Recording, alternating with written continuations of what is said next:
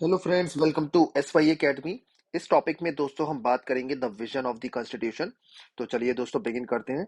तो डेट देखिए 13 दिसंबर 1946 को जवाहरलाल नेहरू ने ऑब्जेक्टिव रेजोल्यूशन कॉन्स्टिट्यूएंट असेंबली में लाए थे। ठीक है, कुछ कुछ वर्ड्स की यहाँ पे इंपॉर्टेंस है दोस्तों। ऑब्जेक्टिव रेजोल्यूशन क्या होता है? काइंड ऑफ आप इसे प्रीएम्बल कह सकते हैं कि कॉन्स्टिट्यूशन में क्या क्या चीज रहेगी, अगर शॉर्ट फॉर्म में कोई बताए तो। अगर प्रीएम्बल आपको पता है तो आप वैसे ही समझ गए होंगे इसका मतलब क्या है। और डेट देखिए आजादी से पहले की डेट है, क्योंकि कॉन्स्टिट्यूएंट असेंबली आजादी से पहले बनी थी। ठीक है, सबसे पहले ऑब्जेक्टिव रेजोल्यूशन आया था। तो चलिए बिगिन करते हैं।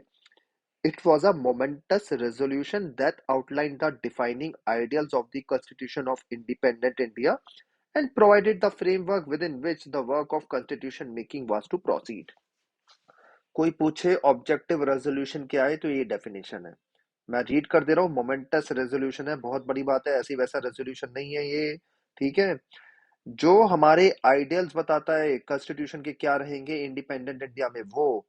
And provided the framework. Framework क्या रहेगा कि कॉन्स्टिट्यूशन क्या होना चाहिए, उसका फ्रेमवर्क क्या रहेगा, बेस मतलब कह सकते हो जैसे बिल्डिंग बना रहे होते हैं तो उसका बेस जब बना रहे होते हैं वो फ्रेमवर्क बन जाता है। तो हमारे कॉन्स्टिट्यूशन मेकिंग का फ्रेमवर्क क्या रहेगा, वो ऑब्जेक्टिव रेजोल्यूशन। तो आपको कभी भी चेक करना है कि हमारा कॉन्स्टिट्यूशन सही डायरेक्शन में जा रहा है या नहीं जा रहा। ऑब्जेक्टिव रेजोल्यूशन को एक बार पढ़ लो, अगर उससे मैच कर रहा है तो हमारा कॉन्स्टिट्यूशन सही डायरेक्शन में जा रहा है, इसका ये मतलब हुआ।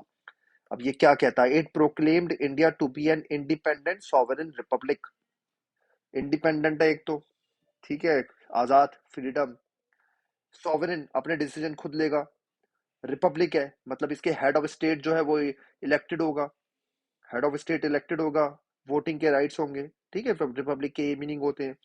And guaranteed it's citizen justice. Justice मिलेगा, ऐसा नहीं कि कोई भी पकड़ के ले गया। Justice, equality, freedom, assured that adequate safeguards shall be provided for minorities, backward and tribal areas, and depressed and other backward classes. Backward classes क्या होती हैं? मेरा सोशियोलॉजी का वीडियो देख लो। बैकवर्ड क्लासेस में अगर डाउट हो, अलग अलग होते हैं। तो मतलब schedule caste and backward classes are different. तो डिप्रेस्ड इसलिए वर्ड अलग लिखा है, अदर बैकवर्ड क्लासेस अलग लिखा है, ओबीसी। राइट, पूरी चीज आपको क्लियर होनी चाहिए। मतलब आप कह सकते हो कि अदर बैकवर्ड क्लासेस वो हैं जो सोशल और इकोनॉमिक एंगल से अच्छी नहीं कर रही हैं, स्पेशली इकोनॉमिक एंगल से। राइट, डिप्रेस क्लासेस जनरली आप शेड्यूल कास्ट में डाल सकते हो। राइट, बाकी डिटेल में पढ़ना है तो मैंने वन वन लाइन बता दिया। सोशियोलॉजी की मेरे वीडियो देख लो, क्लास 12 एनसीईआरटी के।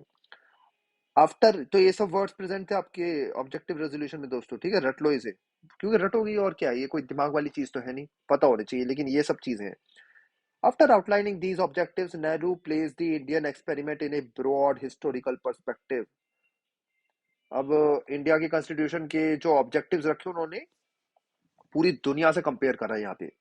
ठीक है, as he spoke he said his mind went back to the historic efforts in the past to produce such documents of rights। तो भारत की कॉन्स्टिट्यूशन की तो 1946 में बात हो रही है, बट 18वीं सदी से पहले ही बात हो चुकी है। अमेरिकन कॉन्स्टिट्यूशन, फ्रेंच कॉन्स्टिट्यूशन, जो ब्रिटिश कॉन्स्टिट्यूशन है दोस्तों वो तो 12वीं सदी से लिखा जा रहा है, लिखा जा रहा है, लिखा जा रहा है। पूरा कंप्लीट डॉक्यूमेंट नहीं है, अनरिटन कॉन्स्टिट्यूशन है ब्रिटिश का दोस्तों, रिटर्न नहीं है। भारत का जैसे रिटर्न है, रिटर्न का मतलब है कि सब चीजें लिखी हुई है। ब्रिटिश की सब चीजें लिखी नहीं हुई। तो ब्रिटिश में आपको दिखेगा कि 12वीं सदी से लेके 19वीं सदी तक, 20वीं सदी तक चेंजेस हो रहे हैं, अभी भी चेंजेस हो ही रहे हैं क्योंकि अमेंडमेंट होते रहते हैं। 19वीं सदी में काफी कुछ चीजें आई है ब्रिटिश कॉन्स्टिट्यूशन में, सच एज सिटीजन राइट्स, ये वो वगैरह। उसके बाद दोस्तों 1917 में रशियन रेवोल्यूशन हुआ था। तो वहां पे रशिया के आपको दिखेगा कि कॉन्स्टिट्यूशन बना, चीजें आई। ठीक है दोस्तों, तो मैं ये मतलब मेन मेन चीजें क्यों बता रहा हूँ आपको, क्योंकि ये सब एग्जांपल्स भारत के पास प्रेजेंट है। साउथ अफ्रीका का कॉन्स्टिट्यूशन है, जापान का कॉन्स्टिट्यूशन है, जर्मनी का कॉन्स्टिट्यूशन है, ये सब प्रेजेंट है भारत के सामने।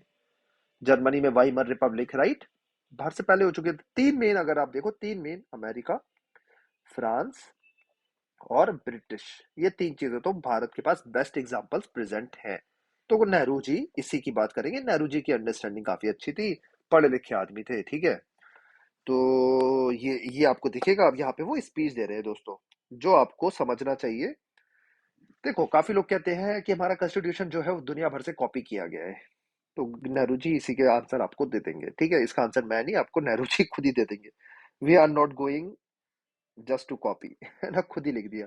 तो इसका मतलब हमारा कॉन्स्टिट्यूशन कॉपी पेस्टेड तो नहीं है। ठीक है, पढ़ लेते हैं कैसे नहीं है। काफी सारी चीजें कही है नेहरू जी ने यहाँ पे।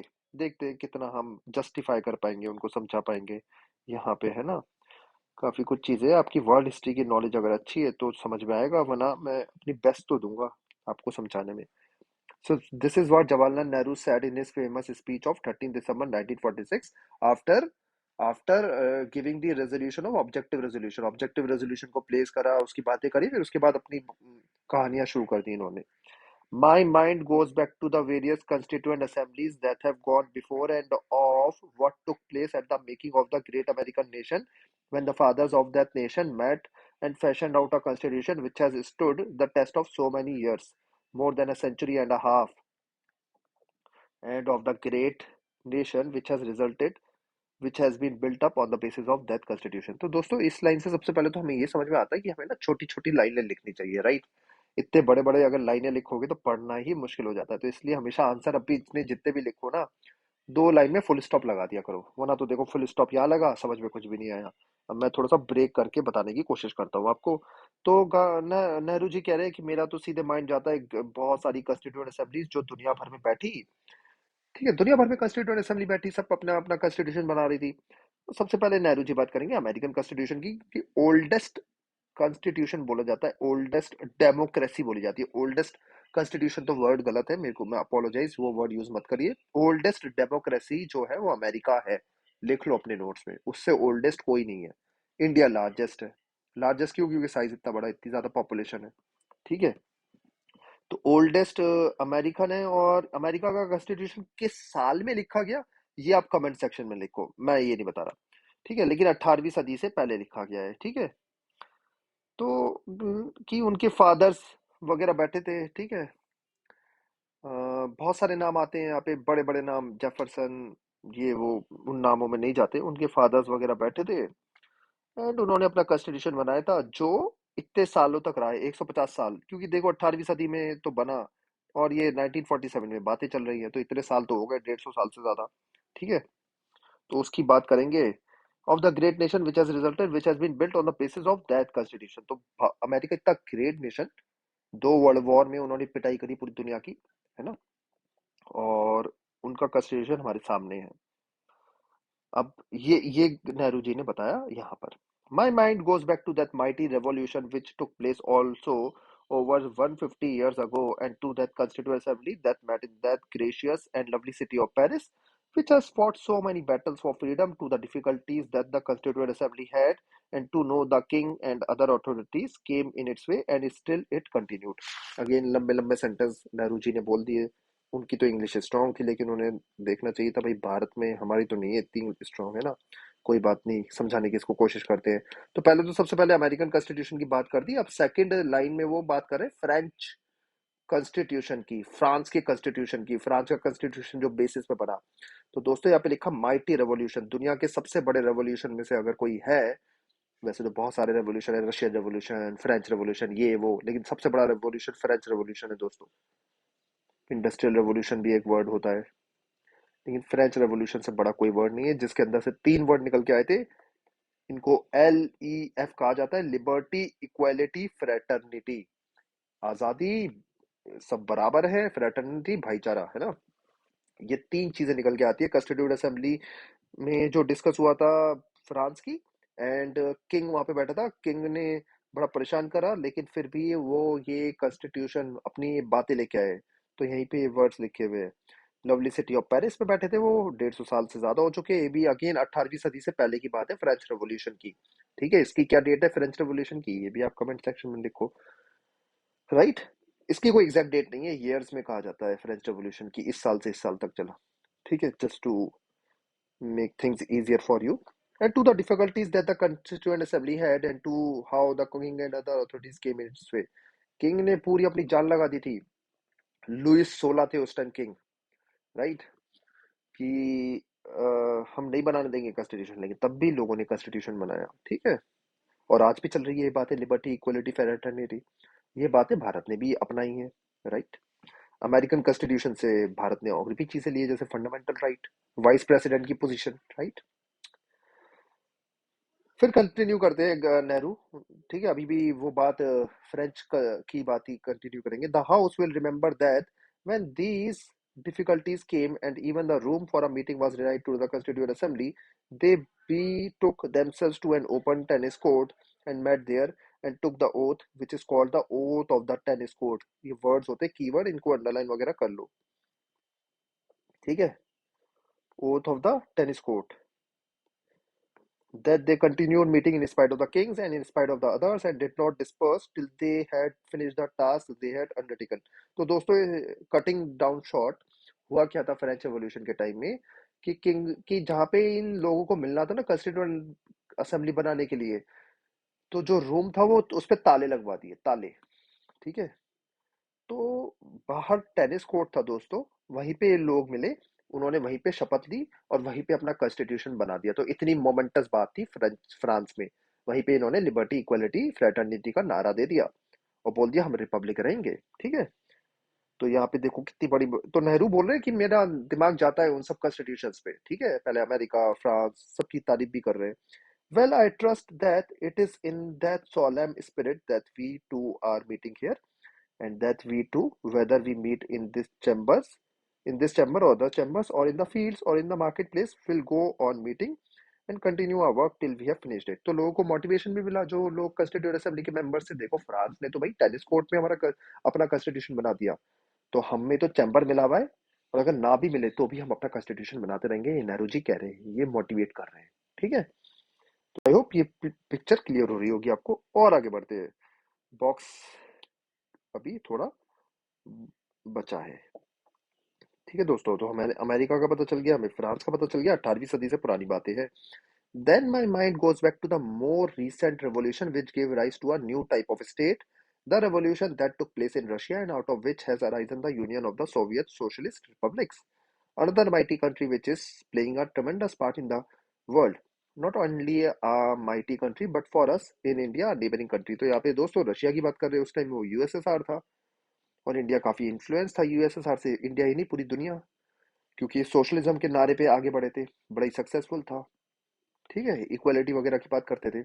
और ये रिसेंटली हुआ था 1917 में, रशियन रेवोल्यूशन वगैरह हुआ था। लेनिन, स्टालिन, यहाँ पे बड़े बड़े नाम थे। लेनिन पहले, फिर स्टालिन अभी के टाइम में ही इनके हेड थे, जैसे अभी पुतिन है। तो यहाँ पे बात करते हैं नेहरू की सोशलिज्म में, देखो हम उनसे लर्न कर सकते हैं। ठीक है, अभी रशिया की बात करी है नेहरू जी ने। So our mind goes back to these great examples and we seek to learn from their success and to avoid their failures। Gandhi ji, Nehru ji कहते हैं उनके सक्सेस को हम देखेंगे, फेलियर्स को रिजेक्ट करेंगे। Perhaps we may not be able to avoid failures because some measure of failure is inherent in human effort।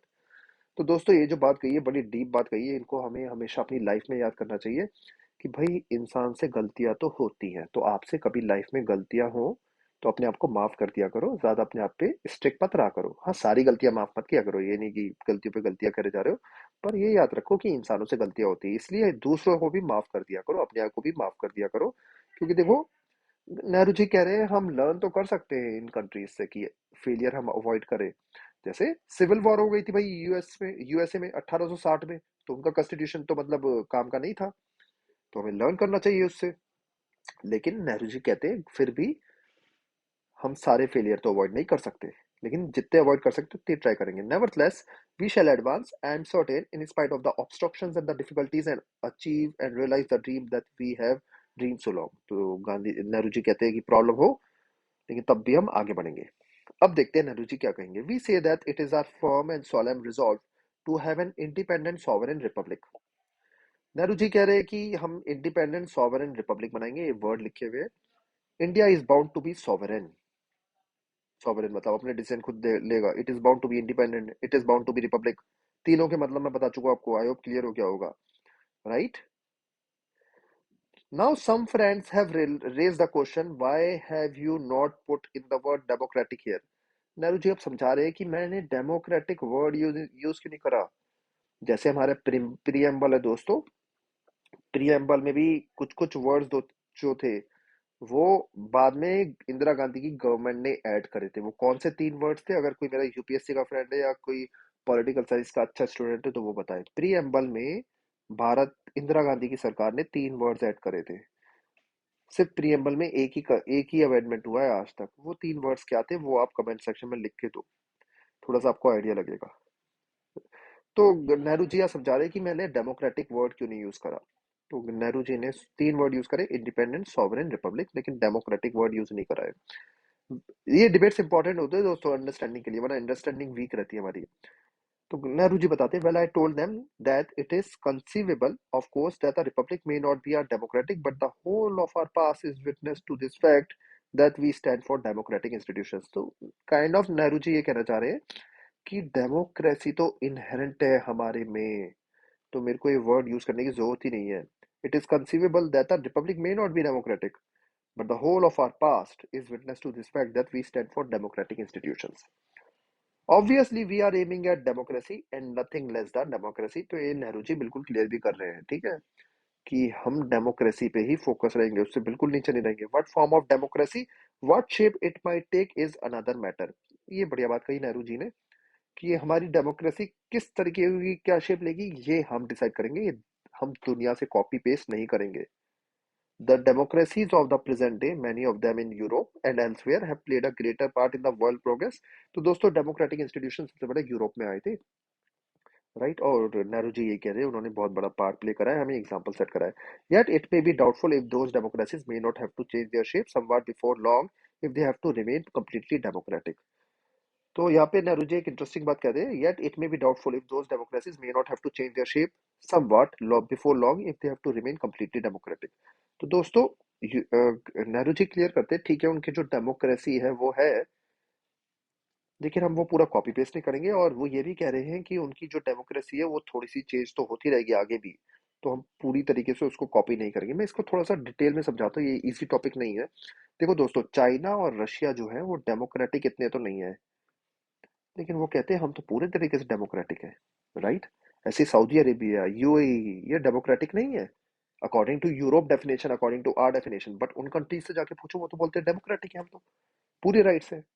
Specially अगर आप दुबई वगैरह घूम के जाओ तो लोगों के पास अच्छे खासे राइट्स है, लेकिन डेमोक्रेसी नहीं है। तो वो कहते हैं हमारी डेमोक्रेसी की अपनी डेफिनेशन है, हम आपकी डेफिनेशन कॉपी नहीं करेंगे। आई होप मेरा पॉइंट आपको क्लियर हो गया होगा। अभी भी अगर आप न्यूज़पेपर पढ़ रहे हो तो यूएसए डेमोक्रेसी का चला रहा है कि डेमोक्रेसी कैसी होनी चाहिए, क्या होनी चाहिए। उसमें उसने बांग्लादेश को बुलाया ही नहीं, चाइना को बुलाया ही नहीं, तो इससे बांग्लादेश बड़ा नाराज था कि भाई हमारे में डेमोक्रेसी कैसे नहीं है। तो मतलब ये यही बात है दोस्तों। आई होप आपको पॉइंट क्लियर हो रहा होगा कि अ, भारत कह रहा है कि हम आपकी डेफिनेशन कॉपी नहीं करेंगे, आपकी डेमोक्रेसी जो है वो भी चेंज होगी और हम अपनी डेफिनेशन बनाएंगे। ये देखिए एक important line, we are not going just to copy I hope a certain democratic procedure on an institution of a so called democratic country. We are not just going to copy a certain democratic procedure, की मतलब ये चीजें ऐसे चलनी चाहिए, वो चीजें ऐसे चलनी चाहिए, ठीक है। वी में इम्प्रूव अपॉन इट, हम उनको इम्प्रूव करेंगे। In any event whatever system of government we may establish here must fit in with the temper of our people and be acceptable to them. हमारे लोग अलग हैं, हम उनके हिसाब से डेमोक्रेसी बनाएंगे। भारत में टू टायर डेमोक्रेसी थी जब ये कॉन्स्टिट्यूशन बना। टू टायर मतलब दो जगह इलेक्शंस हो गए, सेंटर और स्टेट।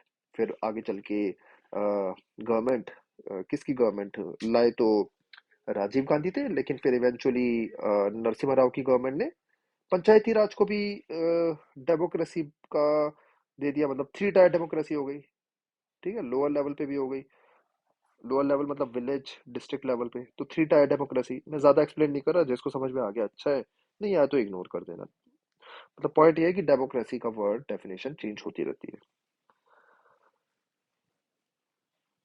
तो हम अपने हिसाब से डेमोक्रेसी बनाएंगे जो हमारे लोगों को एक्सेप्टेबल होगी, हम अपने लोगों को बेस्ट समझते हैं। नेहरू जी कहते हैं we stand for democracy, it will be for this house to determine what shape to give to that democracy, the fullest democracy. I hope ये हाउस डिटरमाइन करेगा कि डेमोक्रेसी क्या दे रही है। ये हाउस हमारे लोगों का रिप्रेजेंटेटिव है, ठीक है। The House will notice that in this resolution, although we have not used the word democratic because we thought it is obvious that the word republic contains that word and we did not want to use unnecessary words and redundant words, but we have done something much more than using the word. तो नेहरू जी यहाँ पे clear कर रहे हैं कि हमारे house ने हम रिडंडेंट वर्ड ऐड करना ही नहीं चाहते। मतलब कहने का मतलब है कि डेमोक्रेटिक वो कह रहे हैं कि ये तो लिखने की जरूरत ही नहीं है, हम तो बाय इटसेल्फ, हमारा तो नेचर ही डेमोक्रेटिक है, और हम रिडंडेंट वर्ड ऐड नहीं करना चाहते, ये नेहरू जी यहाँ पे कह रहे हैं। जैसे make a good constitution, good क्या, हम तो गुड ही बनाएंगे, तो गुड वर्ड ऐड करना क्यों है, तो रिडंडेंट वर्ड्स हम ऐड नहीं करना चाहते, ये बात कह रहे हैं Nehru ji. We have given the content of democracy in this resolution, तो नेहरू जी कहते हैं हम तो उससे ज्यादा कर आए, हमने सिर्फ वर्ड्स नहीं दे रहे, हम तो उससे ज्यादा कर रहे हैं, not only the content of democracy but the content if I may so of economic democracy in this resolution. तो नेहरू जी बोलते हैं डेमोक्रेसी देखो दोस्तों क्या होता है, बिल्कुल क्लियर कर दिया, कोई डाउट ना हो आपके मन में, ठीक है। तो यही कह रहे हैं कि हमने तो इकोनॉमिक डेमोक्रेसी भी दे दी, others might take objective to this resolution on the ground that we have not said that it should be a socialist state, ठीक है। तो ये कह रहे हैं कि अदर्स माइट टेक ऑब्जेक्शन, कुछ लोग ऑब्जेक्शन ले सकते हैं, on the ground that we have not said that it should be a socialist state, तो सोशलिस्ट स्पेसिफिक वर्ड यूज नहीं करा नेहरू जी ने। अगेन ये जो मैंने एक क्वेश्चन पूछा था ना प्रीएम्बल में, जो अमेंडमेंट करा इंदिरा गांधी की गवर्नमेंट ने 1970s में, उसमें 3 वर्ड्स ऐड करे थे, वो 3 वर्ड्स क्या है, ये अगर आपको पता चल जाए तो आपको मजा आ जाएगा, समझ में आ जाएगा पूरा टॉपिक कंप्लीटली, ठीक है। तो नेहरू जी कहते हैं कि सोशलिस्ट जो वर्ड है मैं ऐड नहीं कर रहा, well I stand for socialism, परंतु परंतु वो कहते हैं कि ठीक है वर्ड नहीं है सोशलिज्म, लेकिन I stand for socialism and I hope India will stand for socialism and that India will go towards the constitution of a socialist state and I do believe that the whole world will have to go that way।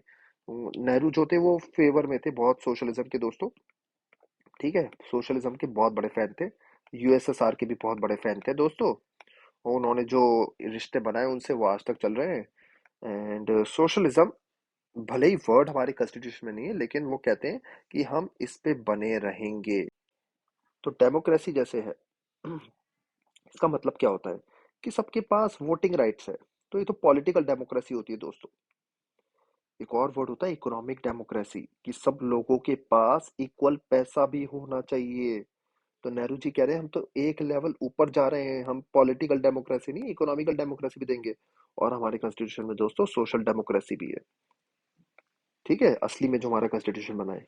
तो दुनिया भर में दोस्तों क्या है, political democracy, ठीक है, सबको राइट दे दिया, ये दे दिया वो दे दिया, लेकिन हम तो इकोनॉमिकल डेमोक्रेसी भी देंगे, मतलब सबके पास इक्वल पैसा भी होगा, हम सोशल डेमोक्रेसी भी देंगे दोस्तों, मतलब सब इक्वल होंगे सोशल स्टेटस में, ये नहीं कि हाँ, देखो दोनों में फर्क क्या है, इकोनॉमिक मतलब कि एक इंसान है वुमन, एक मैन, इसके पास 100 रुपए, इसके पास 100 रुपए, बट मैन जो है वो ऊपर माना जाता है, बोलते हैं वुमन जो है वो नीचे है, क्यों, क्योंकि सोशल स्टेटस नीचे है। तो भारत क्या ट्राई कर रहा है, भारत क्या कह रहा है, सोशल डेमोक्रेसी का मतलब क्या होता है, सोशल डेमोक्रेसी का मतलब ये है कि मैन और वुमेन दोनों इक्वल है, ऐसे ही एससी, एसटी, मुसलमान, हिंदू, सिख सब इक्वल हैं, ये सोशल डेमोक्रेसी है। और सबके पास 10 10 10 10 रुपए हो, या 9 रुपए, 8 रुपए, या 11 रुपए हो, आसपास ही हो, ये इकोनॉमिकल डेमोक्रेसी है दोस्तों। और पॉलिटिकल डेमोक्रेसी क्या है, सबके पास राइट्स है। आई होप मैंने अपना पॉइंट, राइट दोस्तों, आई होप पॉइंट आपको क्लियर हो गया होगा। अब लास्ट चीज अपने टॉपिक पे आ जाते हैं, यहाँ एक क्वेश्चन दे रखा है, what explanation does Jawaharlal Nehru give for not using the term democratic in the objective resolution in source one. अब मैंने अच्छे से समझा दिया, कमेंट सेक्शन में आंसर लिख के दो। आ जाते हैं इस पे वापस दोस्तों कि और क्या बचा है इस टॉपिक में, थोड़ा सा बड़ा कर लेते हैं अच्छे से दिखे। नेहरूज स्पीच मेरिट्स केयरफुल स्क्रूनिटी, ठीक है, इसलिए मैंने एक एक वर्ड आराम आराम से पढ़ा। What exactly was being stated here? What did Nehru seemingly nostalgic return to the past reflect? Nehru ji का पास्ट पे रिफ्लेक्ट करना क्या क्या मतलब रिफ्लेक्ट करता है, नेहरू का पास्ट में जाना क्यों, क्योंकि वो बताना चाह रहे थे कि ठीक है हम सबसे प्रेरणा लेते हैं, लेकिन हम अपना कॉन्स्टिट्यूशन बनाएंगे। What was he saying about the origin of the ideas embodied in the vision of the constitution, कि हाँ जी हम आइडिया ले रहे हैं उनसे, उनके सक्सेस से लर्न करेंगे, उनके फेलियर्स से लर्न करेंगे, ठीक है। In returning to the past and referring to the American and French revolutions, Nehru was locating the history of constitution making in India within a longer history of struggle for liberty and freedom, ठीक है। तो liberty equality दोस्तों दुनिया में ऐसे ही नहीं मिली, लोग लड़े हैं। Russian revolution, industrial revolution, French revolution, European revolution हुए थे, फिर ठीक है, 19वीं सदी के बीच में इतने सारे कंट्री आज़ाद हुए, आयरलैंड में रेवोल्यूशन हुआ, तो उनसे हमें लर्न करना है, ठीक है। और वहीं से हमारा कॉन्स्टिट्यूशन थोड़ी सी प्रेरणा लेगा। The momentous nature of the Indian project was emphasised by linking it to revolutionary moments in the past. तो इंडिया का जो प्रोजेक्ट है वो लिंक्ड है with past, but Nehru was not suggesting that those events were to provide any blueprint for the present. ये important चीज है। Copy paste नहीं करेंगे हम, कॉपी पेस्ट नहीं करेंगे उनसे हम। और that the ideas of those revolutions could be mechanically borrowed and applied in India. ये नहीं होने वाला कि सीधे मैकेनिकली बोरो किया और चिपका दिया हमारे यहाँ। He did not define the specific form of democracy and suggested that this had to be decided through deliberations. तो अभी देखो 1946 चल रहा है, नेहरू जी कह रहे हैं हमारे डिटेल डिस्कशन चलेंगे, उसके बेसिस पे डिफाइन करेंगे। मेरी एक अकेली डेफिनेशन कॉपी पेस्ट नहीं की जाएगी। तो ये देख रहे हो ये कितनी इंपॉर्टेंट चीज है कि डिस्कशंस डिबेट से निकल के आएगा कि क्या हम डेफिनेशन रखें। तो 1946 49 तक जाके क्लियर हुआ कि डेमोक्रेसी कैसी रखनी चाहते हैं। And he stressed that the ideals and the provisions of the constitution introduced in India could not be just derived from elsewhere. Again वही सेम बात कि इंडिया की जो चीजें हैं वो इंडियंस अपने हिसाब से करेंगे, कहीं और से बोरो नहीं की जाएंगी। We are not going just to copy, he said. The system of government established in India, he declared, had to fit in with the temper of our people and be acceptable to them. ऐसी चीज बना दो आप जो लोगों को acceptable ही नहीं है, तो वो कौन सा चलेगी, है ना। तो लोग तो नेहरू जी ने ऐसी चीज बनाई जो लोगों को एक्सेप्टेबल भी हो, जो हमारे फ्रीडम स्ट्रगल को रिफ्लेक्ट करती थी। It was necessary to learn from the people of the west from their achievements and failures, but the western nations too had to learn from experiments elsewhere.